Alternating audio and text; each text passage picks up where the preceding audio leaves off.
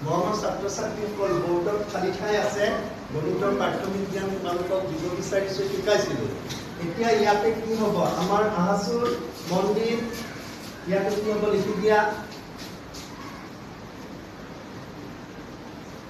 শুদ্ধ হৈছে তাৰপিছত আনা ৰীতি এই তিনি ভাগৰ যদি সমান ইয়াতে কি হ'ব ইয়াতে আছে নাই তাৰপিছত ইয়াতে আহা বন্ধু কি হ'ব এক সমষ্টি বিভাগৰ এক তোমালোকৰ গণিতৰ জ্ঞান ইয়াতে আহা ইয়াতে কি হ'ব কুঞ্চিতা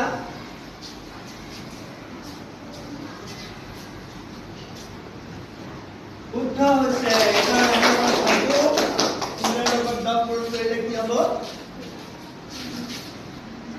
শূন্য গণিতৰ প্ৰাথমিক জ্ঞান জয়পুৰ লাৰ্ণিং বুলিও আমি ইয়াক ক'ব পাৰোঁ